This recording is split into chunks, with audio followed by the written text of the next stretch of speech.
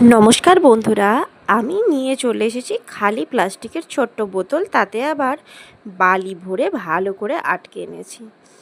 আসলে নেই কাজ তো খই ভাজ, কিছু তো করতে হবে।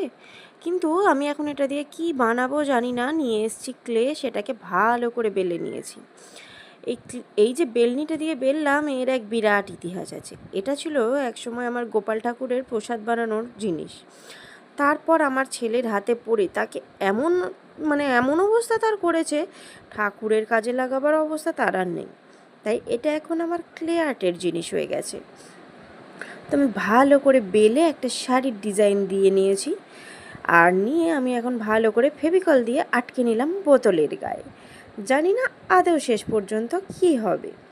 যাই হোক, এই একটা পেপারকে ছিঁড়ে ভালো করে দুমড়ে মুচড়ে একদম মাথাটাকে যেমন করে মুচড়ে নেওয়া হয়, তেমন করে আমি এখন মাথা বানাচ্ছি। কতটা হবে শেষে দেখা যাবে। এই কাজ করতে গিয়ে আজকে ঘটেছিল এক ভালো কাণ্ড। কাজ করতে করতে হঠাৎ দেখি ক্লে শেষ।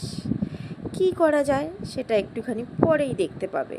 আমি নিত্য নতুন রং বেরঙের ক্লে নিয়ে চলে এসেছি। এই যে দেখো, ভালো করে পেপারটাকে ক্লে দিয়ে মুড়িয়ে নিয়ে এবার আমি আঠা দিয়ে আটকে দেবো বোতলের ছিপির মাথায়।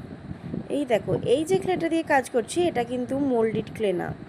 এই ক্লেটা হলো, এটা পোর্সেলেন ক্লেও নয়, এটা হচ্ছে আমার ছেলের খেলার এই যে রঙিন ক্লেগুলো আছে, তারই একটা অংশ ছিল আর কি ওটা। এর মধ্যে একটা ভীষণ সুন্দর গন্ধ আছে, যেটা আমার খুব ভালো লাগে।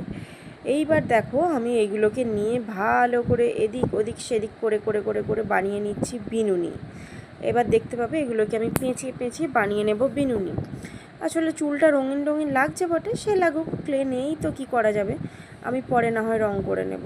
আপাতত এটা দিয়ে তো মান সম্মানটা বাঁচাই। দেখো, এনাকে এবার রং করব, ভিডিও দেব।